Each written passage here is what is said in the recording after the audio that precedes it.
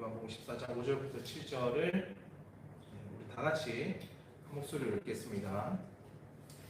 도마가 이르되 주여 주께서 어디로 가시는지 우리가 알지 못하거늘 그 길을 어찌 알겠사옵나이까.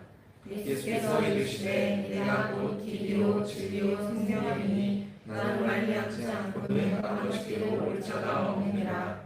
너희가 나를 알았더라면 내 아버지도 알았으리로다. 이제부터는 너희가 그를 알았고 또 보았느니라. 아멘. 어릴 때 이제 애들이 하는 많이 하는 놀이 중에 이 스케치북에 펠카스 가지고 그림 그리는 놀이가 있습니다. 아마도 저나 여러분들이나 다 그런 놀이 하고 컸을 것 같은데요. 재밌는 게 있다면 한번 생각해봤는데, 누가 가르쳐 주지도 않았는데 색칠을 할 때 이 그림에 따른 이 정형화된 색깔이 존재한다는 겁니다. 태양을 생각했을 때는 빨간색, 구름을 생각했을 때는 하얀색이 가까운, 하늘은 파란 등입니다. 그리고 사람 몸은 살구색이었습니다. 그런데 저는 한 번도 이 살구색을 살구색이다라고 부르면서 선택하지는 않았었습니다. 그냥 자연스럽게 살색이라고 생각하면서 선택해서 색칠했던 것 같습니다. 사람 몸은. 그런데 2000년대 들어서면서 이 살구색이라는 이 특정 색깔을 살색이라고 부르는 것에는 차별적인 요소가 들어있기 때문에 지양해야 된다라는 주장이 좀 팽배해졌습니다. 왜냐하면 다양한 문화가 우리 사회 속에 스며들어서 자리를 잡았고, 그로 인해 다양한 것들을 우리가 받아들이면서 동시에 새로운 문제들이 생겨났기 때문입니다. 이제 자연스러움이라고 말하는 거, 우리가 그냥 자연스럽다, 보편적이다 라고 말하는 것은 예로부터 우리가 막 고집스럽게 주장해온 하나의 민족이라는 정체성에서 기인하는 것이 아니라 이 땅에 발을 딛고 살아가는 개인으로부터 발생하게 된다라는 겁니다. 우리는 살구색 피부를 가진 한국 사람이 아니라 다양한 피부를 가진 사람을 대해야 합니다. 하나의 문화가 아니라 다양한 문화를, 하나의 진리가 아니라 다양한 진리를 요구받고 수용하게 됩니다. 그래서 우리 사회를 다문화 사회다, 그러면서 포스트 모던과 다운주의를 시대 정신으로 삼습니다. 이러한 시대 정신은 기독교 내에도 자연스럽게 스며들었는데요. 여러분 한번 생각해 봅시다. 우리가 대해야 할 사람은 누구입니까? 우리가 대해야 할 사람은 기독교 내에만 있지는 않습니다. 불교, 유대교, 힌두교, 무교, 그 외에 알지 못하는 종교를 가진 모든 사람들을 우리는 다 대해야 합니다. 우리는 이들을 대할 때 어떤 자세를 가져야 할까요? 오늘날의 시대 정신에 따라서 다 수용하고 포용하고 인정하면서 그렇게 대해야 할까요? 우리가 그들을 대할 때 부정적일 필요는 없습니다. 그럴 이유가 없습니다. 예수의 십자가가 누구를 위한 것이냐라고 물었을 때 우리는 응당 당연하게 모든 생명을 위한 것이다 라고 그렇게 대답하기 때문입니다. 그래서 우리는 달라도 대화성을 확보할 수가 있습니다. 그런데 동시에 이 배타성도 가질 수밖에 없습니다. 예수는 자신만이 길이고 진리고 생명이다 라고 그렇게 말합니다. 그리고 제자들은 예수를 하나님이자 하나님의 아들이다 라고 그렇게 고백을 합니다. 즉 예수는 이 하나님이라는 절대신 아래에 있는 여러 신들 중 하나가 아니라 유일하신 하나님이시고 유일하신 구원자입니다. 그리고 우리는 예수 안에서만 하나님을 마주합니다. 이것을 우리가 포기한다라는 것은 우리의 토대를 무너뜨리는 것이고 신앙을 버리는 것과 같다라고 생각을 합니다. 여기서 우리는 질문할 수밖에 없습니다. 어떻게 이 배타성을 유지한 채 대화성을 가져갈 수가 있겠느냐? 이러한 질문은 포스트 모던 시대 종교 다원화의 문제 앞에서 우리를 긴장하게 만듭니다. 그리고 이렇다 저렇다 할 정답을 과감하게 내리기도 좀 어렵습니다. 특히 오늘날과 같이 얼마 전에 이 명절 때만 되면 이 문제로 마음이 어려운 사람들이 등장하곤 합니다. 내가 예수를 믿는데 우리 집안 어른들과 같이 제사를 지내도 되는지, 뭐 제사를 지낼 음식을 먹어도 되는지 뭐 이런 문제들도 생깁니다. 해결되지 않아 핍박받는 경우들도 생기기 마련입니다. 그렇다고 해서 막 우리가 막 제사를 지내면서 비존재를 향해서 절을 하는 행위를 뭐 아무렇지도 않게 한다? 이건 역시 또 힘들 겁니다. 결국 우리는 예수의 십자가 사건으로 활짝 열린 대화성과 예수만이 구원자라는 진리가 가지는 이 배타성 사이에서 긴장을 가질 수밖에 없습니다.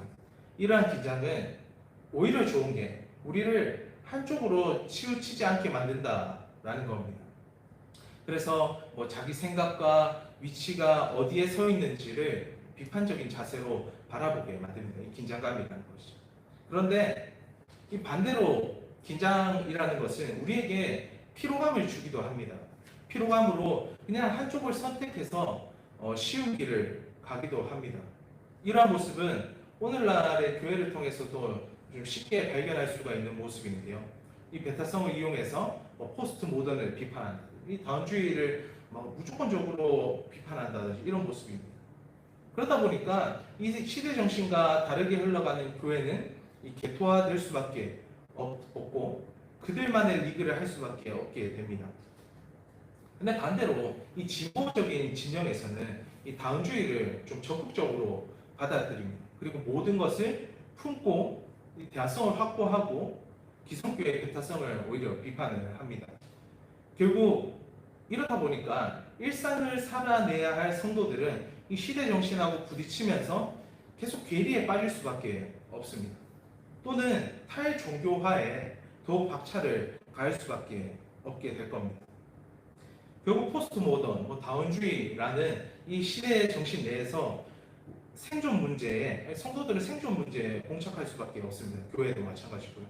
생존하기 위해서 교회는 어떻게 해야 할까요? 배타성을 가지게 하는 기독론을 다 포기하고 모두를 다 아우를 수 있는 성경론이라든지 윤리만 딱 붙잡아야만 할까요? 결국 그렇다 보면은 기독교는 극단적인 신비주의의 형태를 가진다든지 철학적인 차원에서의 종교가 될 겁니다.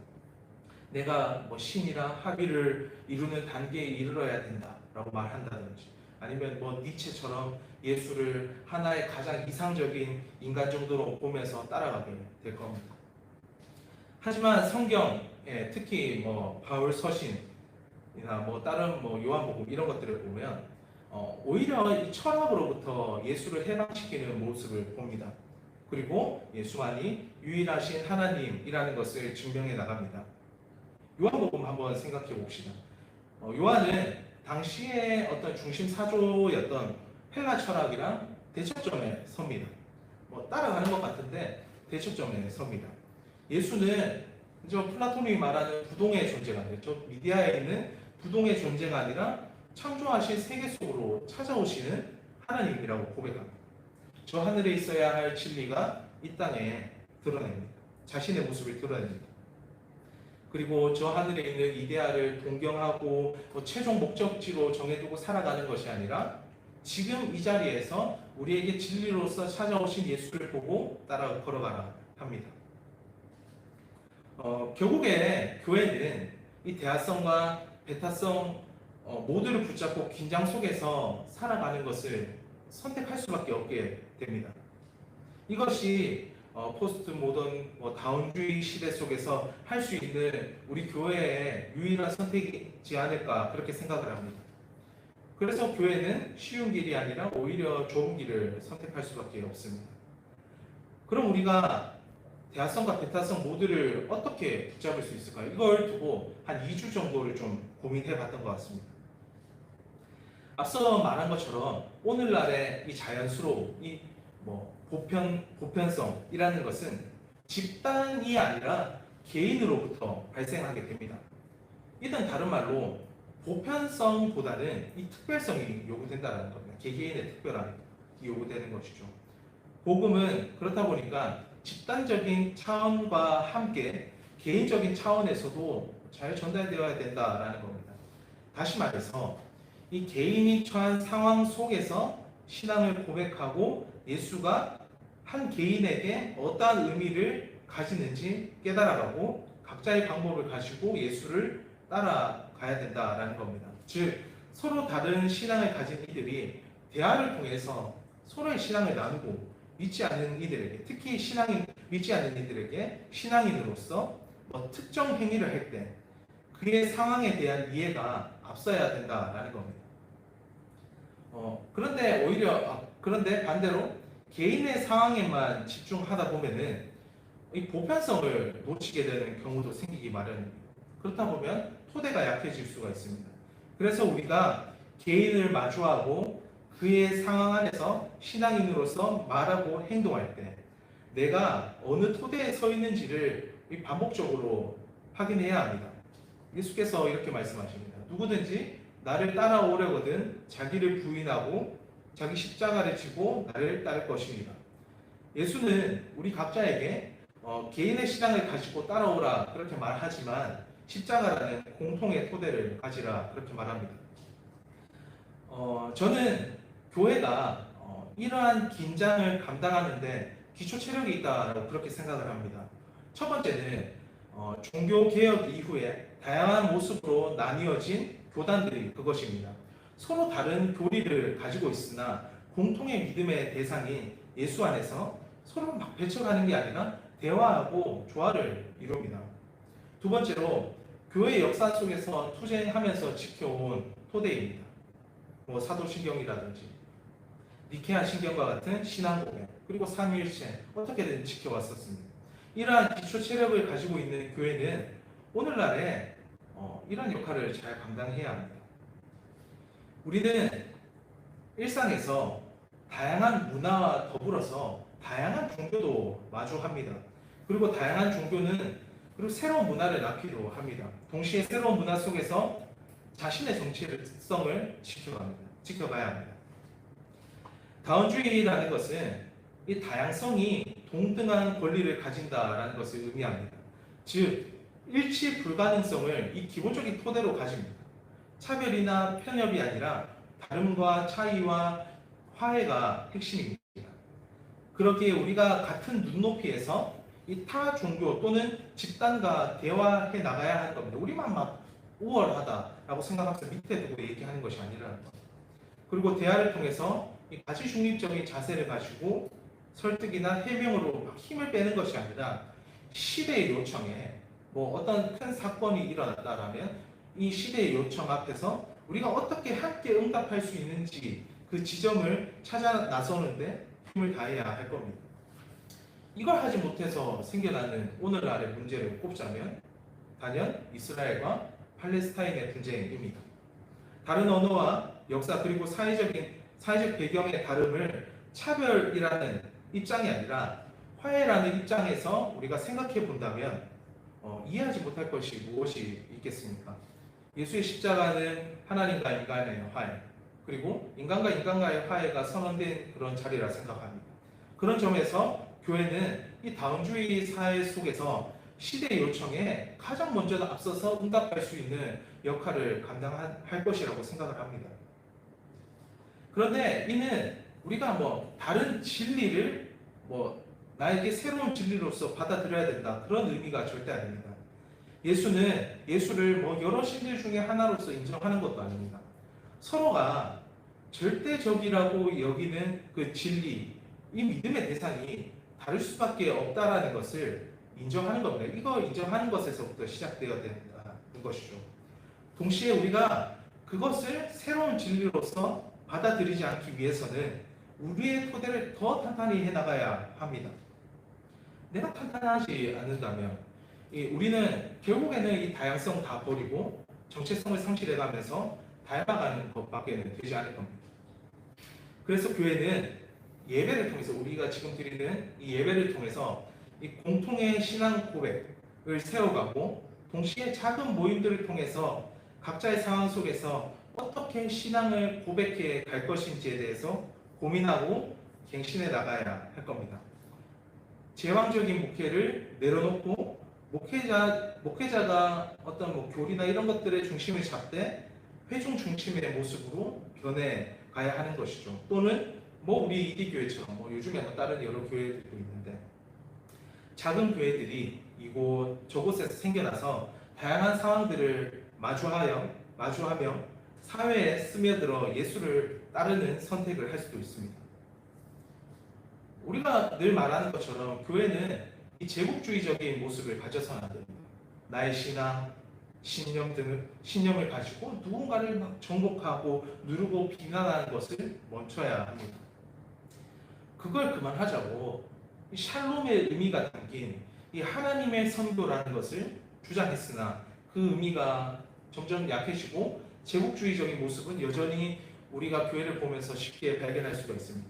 그리고 포스트 모던, 다원주의에 대한 논의는 우리나라에서조차 수십 년 전부터 진행되어 왔으나 여전히 지지부진합니다. 결국 이 배타성이라는 것만 강하게 남고 대화성은 점점 상실해 갑니다.